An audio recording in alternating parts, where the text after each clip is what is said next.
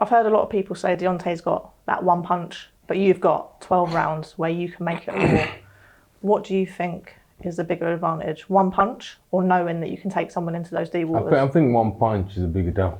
But it's all the same because remember, if you don't throw that one punch, you get into that nervous territory. Your body starts producing certain things you don't need to produce because you're nervous because you don't produce that one punch. For me, I just grind you down until I get hold of you. Obviously, the fans are obsessed with this fight. They love this fight. And as your career has grown, the fans have grown to love you. How does that feel? Feels beautiful, man. It just feels beautiful. You know, when I started boxing, I never had any fans, and then suddenly, as time goes on, I start building fans. So it's getting better and better. A lot of people talk about the nerves before a fight, and a lot of fighters say that the moment you step through those ropes, the nerves go, and it's just a feeling of being where you belong. But like we just said, the fans have got this adoration for you. Is there ever a moment when you're in that ring and you can feel this overwhelming feeling of adoration and love from the fans? Yeah, I get, like you said, nervous. I was nervous last week. Now I'm on the build-up now. Now I'm picking. For me, when I get in the ring, it's like, it's here now. What else? What else can I do? I'll just do what I need to do. Because boxing is so easy. Everybody always thinks boxing is so hard because you have to move like this and do this. It's just so easy, man. Boxing is easy. Just put your hands up and throw punches. That's it. Everybody likes it. Oh, you have to stand on this side position. Just put your hands up, cover your chin, and just walk forward and throw the punches.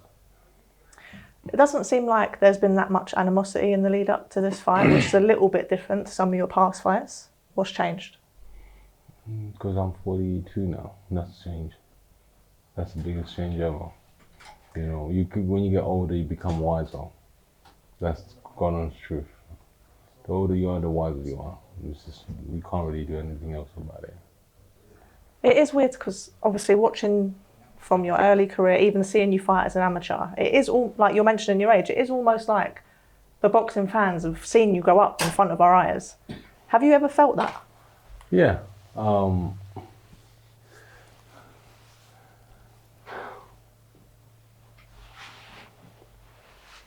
Brandon's got the best boxing fans ever. I ain't gonna lie to you because, you know,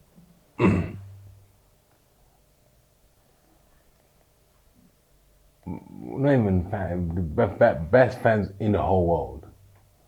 You know, you go to Cheltenham races, fucking everybody's going nuts. You go to a football game, everybody's going nuts. You go to a boxing game, everybody's going nuts. You know, you go to a rave, everybody's going nuts. You know, we've got the best fans in the world. So my thing is always like, you know, it's hard to make money. So when somebody spends their hard-working money, you know, but especially now, everything is just high up. You know, when people spend like £50, £60, my job is to make them forget for those 35 minutes I'm in the ring, make them forget all the troubles in the whole world, what's happening in the world. They're just there, focus on this fight, enjoying this fight, which I've come to entertain. You know, forget all the problems at home, forget everything. You don't have to worry about what you're doing tomorrow morning with the kids. You're just there, having a pint of beer, enjoying the fight. Just being a guy, being a lady, just enjoying it. That's my job I like to do.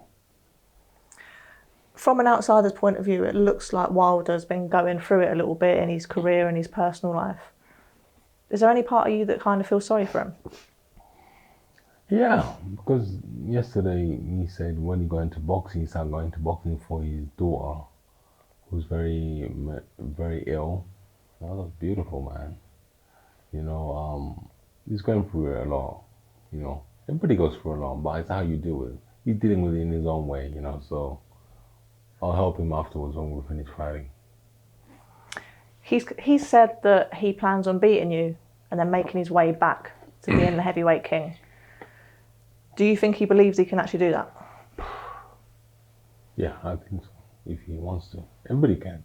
If you put your mind to anything in the world, you can. It depends who's in front of you. Do you think this is going to be the hardest fight of your career? Yes. Why do you think that? Because you fought some of the best fighters in the world already. This won't be hard one because he wants to win and I want to win. So we'll see. And he's a very stubborn guy. The heavyweight division at the moment is busy. There's lots of fights happening, big names. If you win on Saturday, there are going to be... You'll say no to those big fights that are going to be put on the table in front of you. Yeah, what's the point? Again, looking back in your early career to now, I remember Del Boy. You don't remember Del, but how old are you? 35. What were you doing at 30? What were you doing in 2007? I was an amateur. How many fights have you had? 80 something. 80? Yeah, this has been fixed a few times. Fuck me.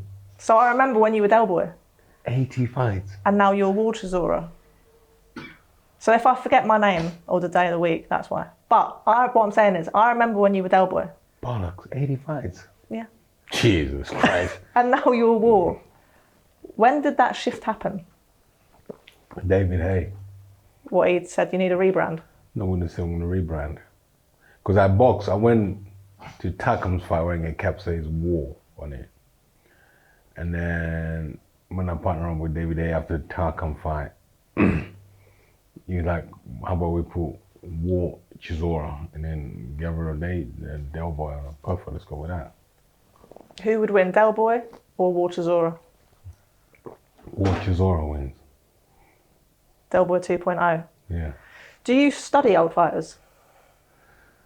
Never watched my first fight until now. Never watched any fights. But now you have. You've watched your first fight. No. You never. still haven't? No. Do you think you will ever go back and watch them? No. But that's surely something you should be proud of. I saw highlights one day when I was in my house, a little bit, clips on, so, and I went to my wife. I was like, I can't box. I can't box. She goes, what do you mean? I'm like, I can't box. I'm like, I don't know what I'm chucking that shot for, but I cannot box. This is fucking nonsense. I cannot box.